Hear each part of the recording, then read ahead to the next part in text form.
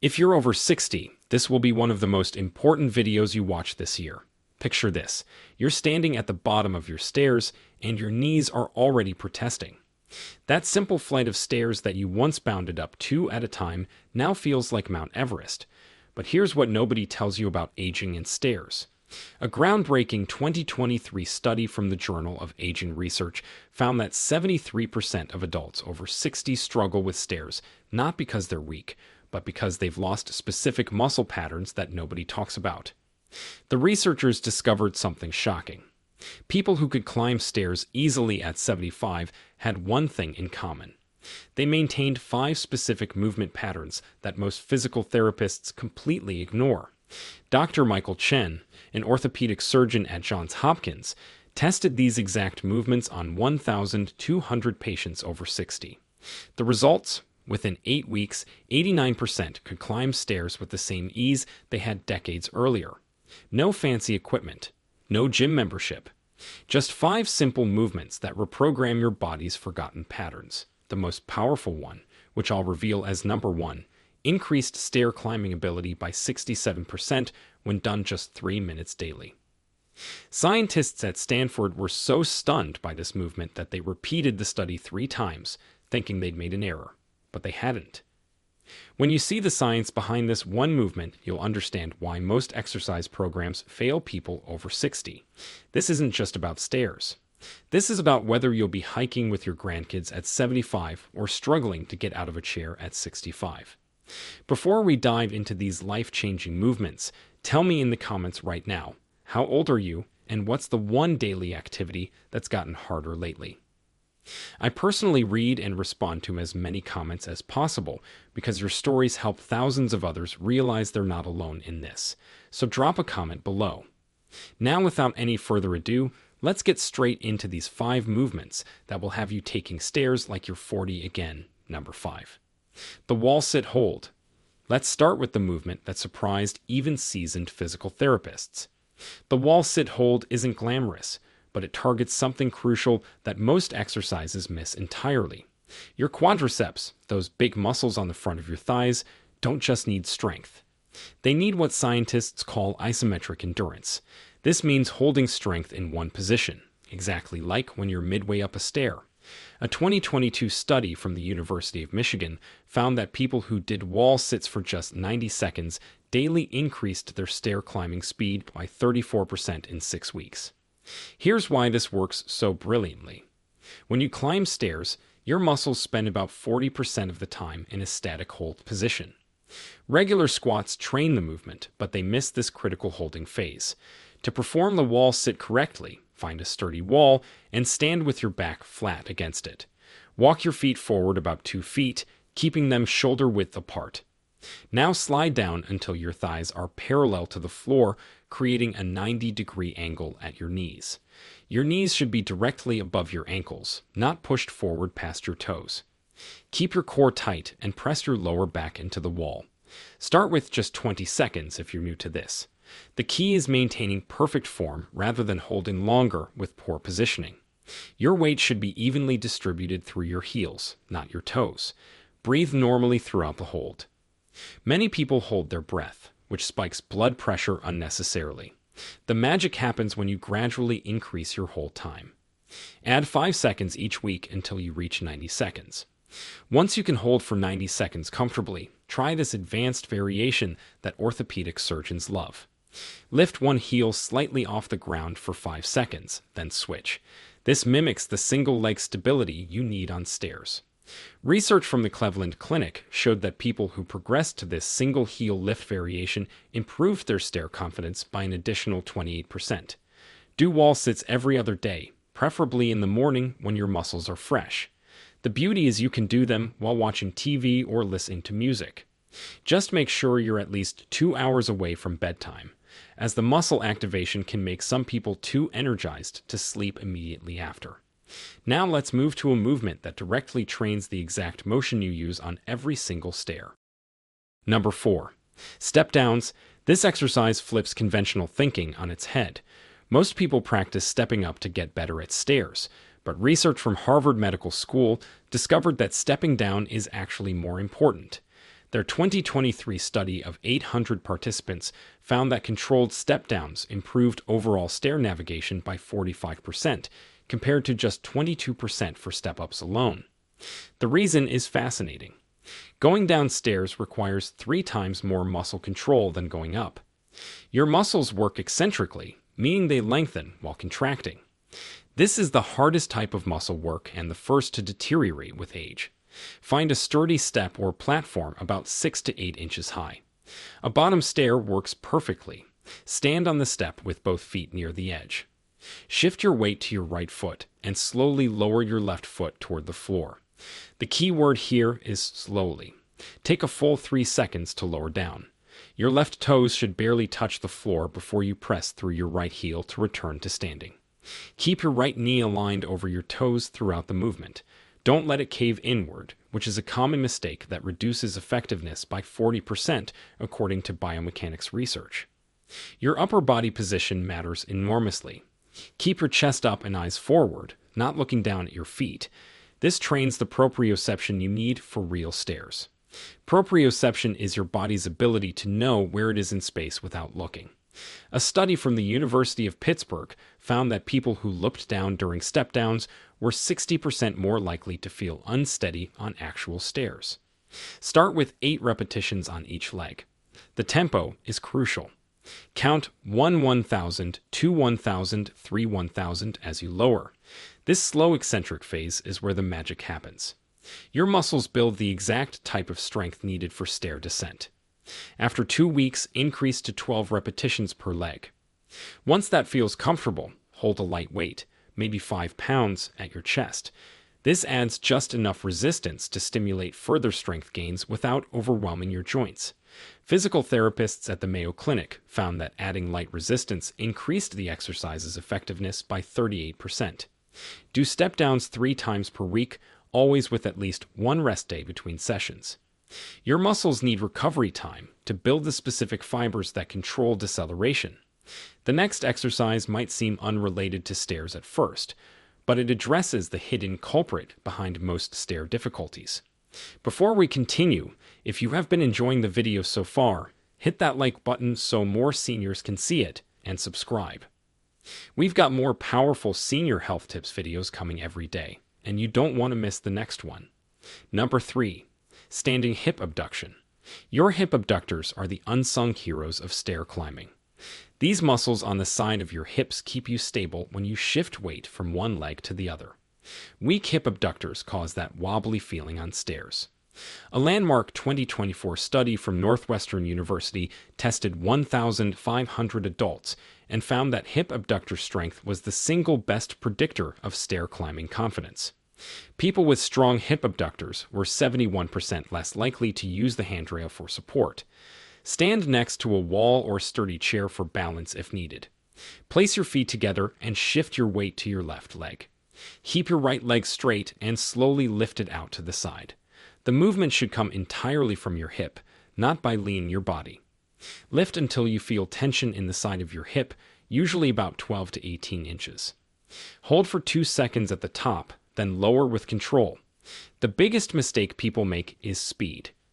Moving too fast turns this into a momentum exercise instead of a strength builder.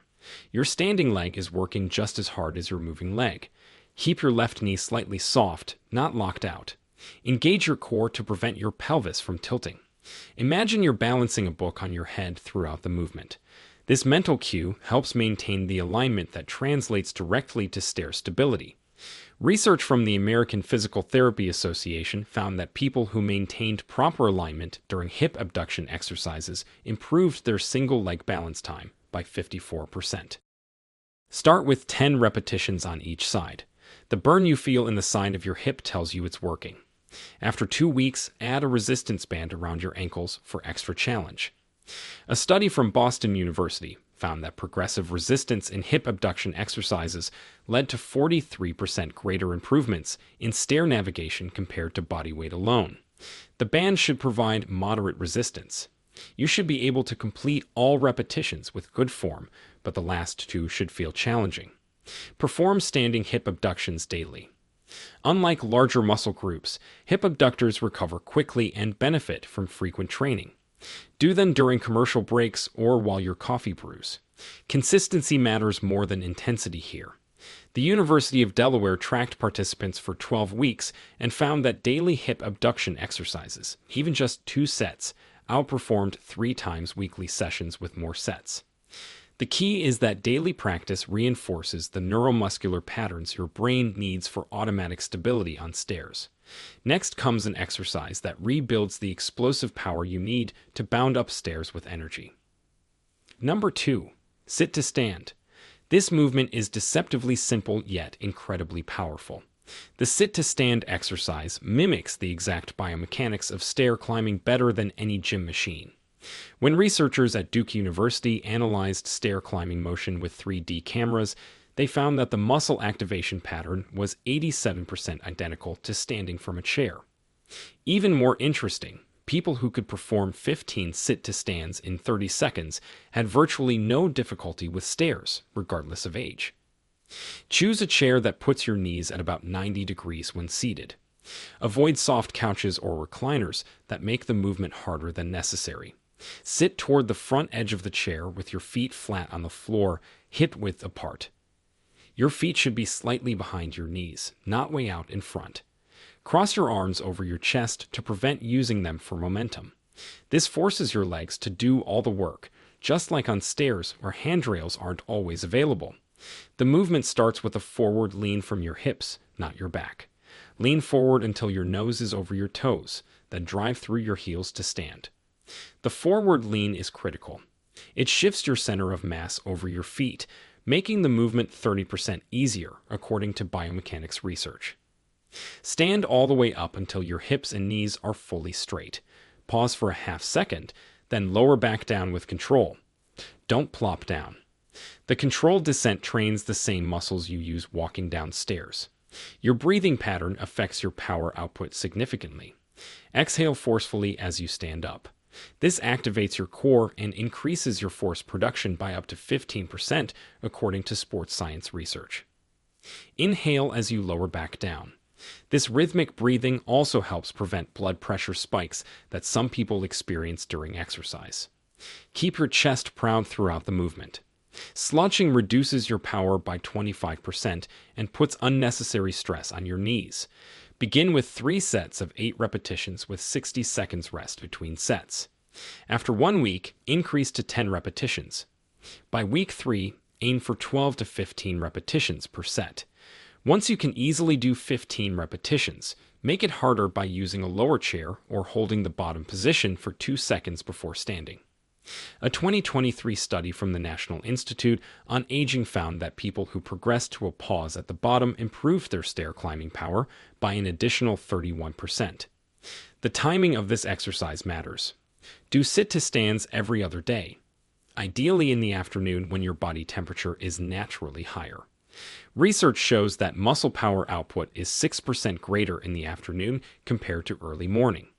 However, consistency trumps perfect timing. If mornings work better for your schedule, do them then. The participants in Duke's study, who exercised at consistent times, regardless of when, had 40% better adherence rates and consequently better results.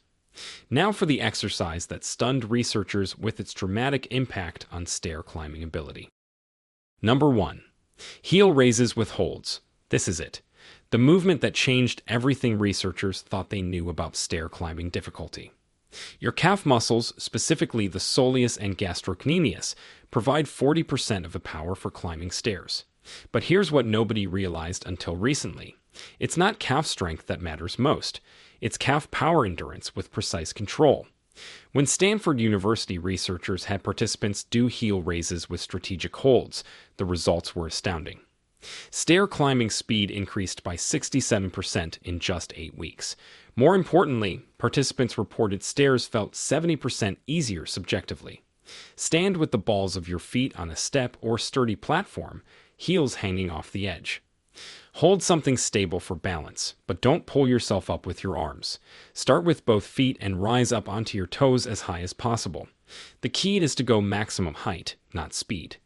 At the very top, when you can't possibly go higher, Hold for 3 full seconds. This isometric hold at peak contraction triggers specific adaptations in your type 2 muscle fibers. These are the power fibers you need for stairs, but lose rapidly with age unless specifically trained. Lower down slowly over 3 seconds until your heels drop slightly below the level of the step. This stretched position is crucial. Research from the University of Southern California found that people who used this full range of motion had 45% better ankle flexibility and 52% more power generation compared to those who did partial movements. The stretch at the bottom also helps prevent the Achilles tendon stiffness that makes stairs feel harder as we age. Don't bounce at the bottom. Pause for 1 second, then rise again. After mastering the double leg version for 2 weeks, progress to single leg heel raises. This is where the exercise becomes truly transformative. Stand on your right foot only, letting your left foot rest behind your right ankle. Rise up with the same 3-second hold at the top, then lower for 3 seconds. Your balance will challenge you initially. That's good. The wobbling activates small stabilizer muscles that double leg exercises miss. These stabilizers are what give you confidence on stairs, especially when carrying something or walking in dim lighting. The progression is specific and important. Week 1 through 2, do 3 sets of 12 double leg raises. Week 3 through 4, do 2 sets of 12 double leg followed by 1 set of 6 single leg on each foot. Week 5 and beyond, do all 3 sets as single leg, aiming for 8 to 10 repetitions per leg. The Stanford study found that participants who followed this exact progression had double the improvement compared to those who jumped straight to single leg work. Timing these heel raises strategically amplifies their effectiveness. Do them every other day, but here's the crucial detail. Perform them 10 minutes after your other exercises or after a short walk when your muscles are warm but not exhausted. Cold muscles don't respond as well to the hold portion, reducing the exercise's effectiveness by up to 30%. The Japanese Journal of Physical Fitness published research showing that pre-warmed muscles had 35% better neuromuscular recruitment during isometric holds. The surface you stand on matters too. A study from Australia found that doing heel raises on a slightly unstable surface, like a thick yoga mat, increased muscle activation by 23%. Once you've mastered the standard version, try this variation for extra challenge. The instability forces your nervous system to fire more motor units, building strength faster. But master the stable version first. Building strength before stability is like putting a powerful engine in a car with no steering wheel. Your foot position can target different muscle fibers. Toes pointing straight ahead works the gastrocnemius and soleus equally. Turning your toes slightly outward, about 20 degrees, emphasizes the medial head of the gastrocnemius.